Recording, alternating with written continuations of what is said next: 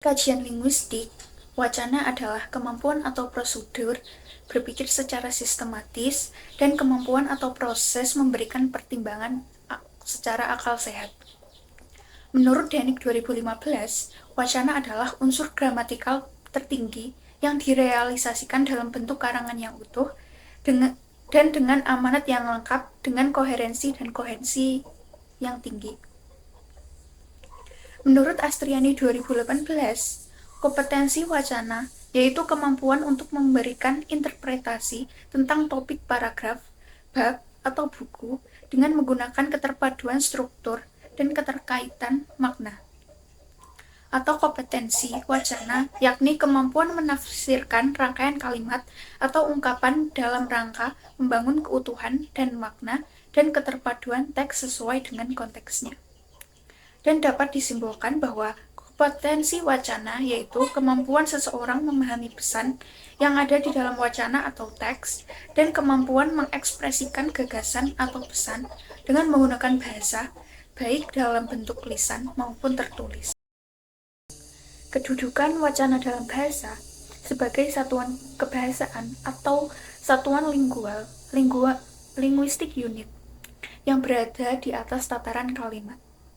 Terdapat 10 satuan kebahasaan yang dikenal dalam ilmu bahasa, yaitu wacana, paragraf, kalimat, klausa, frasa, kata, morfem, silabel, fonem, fona, atau bunyi. Dan wacana berada di atas tataran kalimat karena wacana merupakan satuan bahasa yang terlengkap dalam hierarki gramatikal, merupakan satuan gramatikal tertinggi atau terbesar. Menurut ranking Ma 2004, ia mengatakan bahwa menentukan satuan lingual dikatakan sebagai wacana atau bukan dibutuhkan 7 kriteria. Yang pertama yaitu kekohesian. Kekohesian adalah hubungan yang dihasilkan saat interpretasi suatu unsur bergantung pada unsur lain dalam teks, menyangkut hubungan semantis atau keserasian antar unsur di dalam teks. Yang kedua adalah kekoherensian. Kekoherensian adalah hubungan yang didasari sesuatu yang datangnya dari luar teks, mengacu pada pengetahuan dan pengalaman yang dimiliki.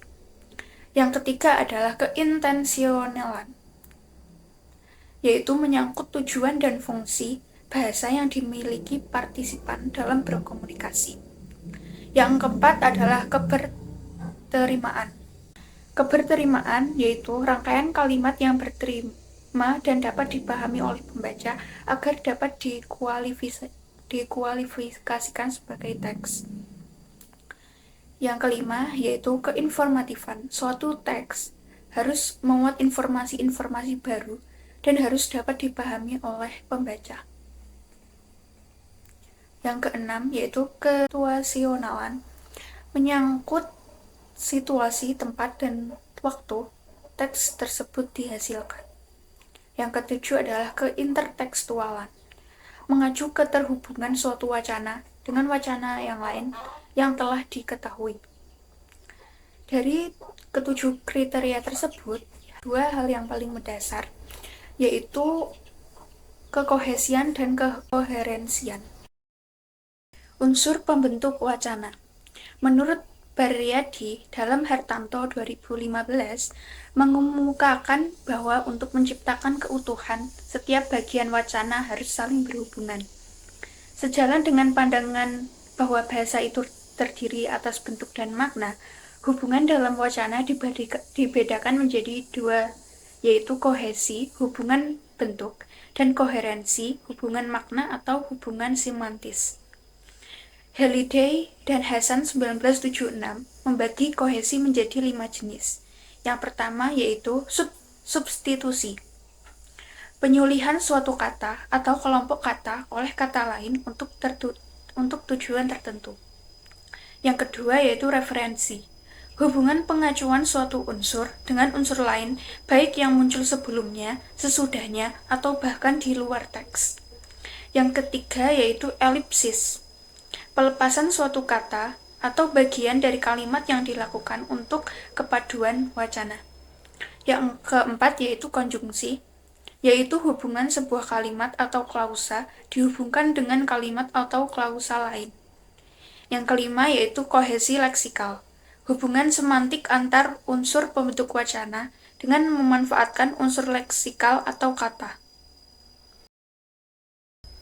Penanda wacana adalah kata-kata atau frasa maupun klausa yang berfungsi sebagai penanda batasan dalam wacana yang digunakan, mengindikasi hubungan antar klausa dan antar kalimat.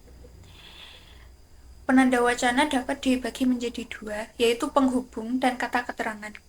Yang penghubung yaitu terdapat 7 jenis penghubung yang diimplementasikan melalui kerangka kerja fungsional, yaitu lampiran, penjelasan, penambahan, ruang waktu, metode, sebab akibat, dan materi.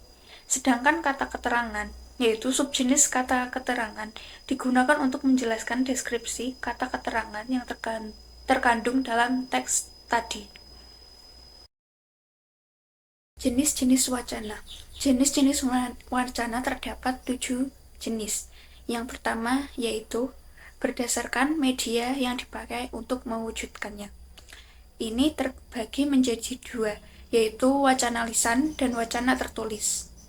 Wacana lisan dihasilkan dengan ucapan dan diterima dan dipahami dengan cara mendengarkannya. Menurut Tarigan 1987, wacana lisan sering dikaitkan dengan wacana interaktif karena dihasilkan dari proses interaksi atau hubungan komunikatif secara verbal antar partisipan komunikasi. Sedangkan wacana tertulis diwujudkan secara tertulis. Untuk menerima dan memahami wacana tertulis, si penerima harus membacanya. Menurut Baryadi 2002, sering dikaitkan dengan wacana non-interaktif karena proses pemroduksian tidak dapat langsung ditanggapi oleh penerimanya. Yang kedua yaitu berdasarkan keaktifan partisipan komunikasi. Ini dibagi menjadi 3, yaitu wacana monolog, wacana dialog, dan wacana polilog. Wacana polilog yaitu memproduksinya hanya melibatkan pihak pembicara.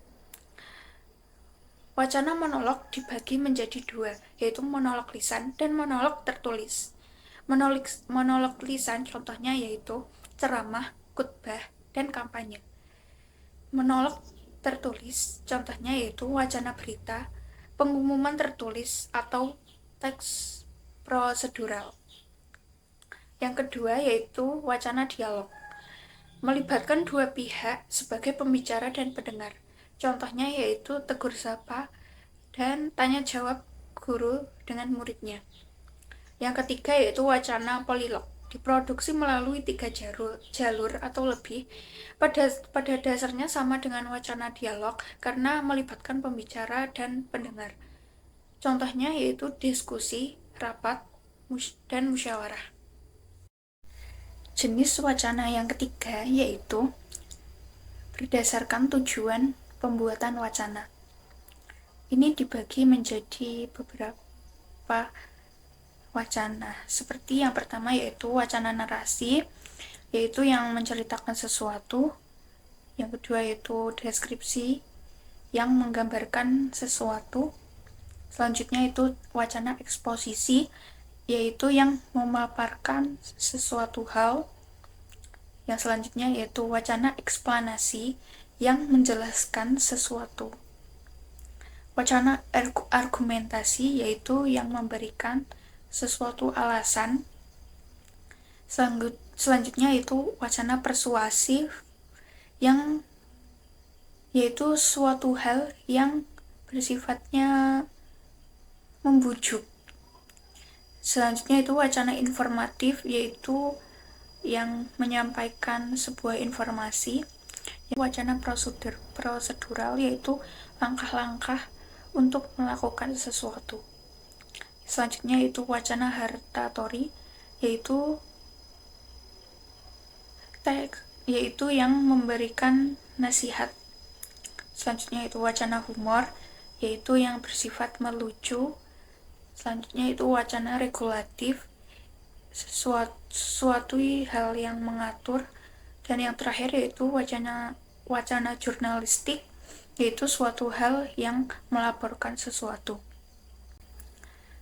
Jenis wacana yang keempat yaitu berdasarkan bentuk wacana yang terdiri dari wacana epistolari, wacana kartun, wacana komik, wacana syair lagu, dan wacana mantra.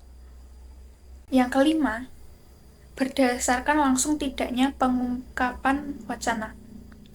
Ini terbagi menjadi dua, yaitu yang pertama wacana langsung dan wacana tidak langsung. Wacana langsung, penyampaian kembali wacana yang disampaikan pembicara tanpa mengubah unsur-unsurnya. Dibatasi oleh intonasi dan punktuasi sebagai penanda bahwa wacana tersebut bersifat langsung. Yang selanjutnya yaitu wacana tidak langsung.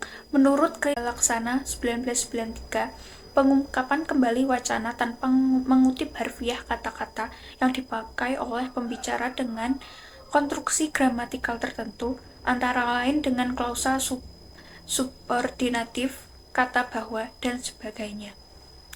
Yang keenam yaitu berdasarkan genre sastra. Ini dibedakan menjadi wacana lazim dibedakan menjadi wacana prosa, wacana puisi, dan wacana drama. Yang terakhir yaitu ada wacana berdasarkan isi wacana. Dibedakan menjadi wacana politik, wacana olahraga, wacana ekonomi, wacana ilmiah, wacana filsafat, wacana pertanian, dan yang terakhir yaitu wacana pendidikan.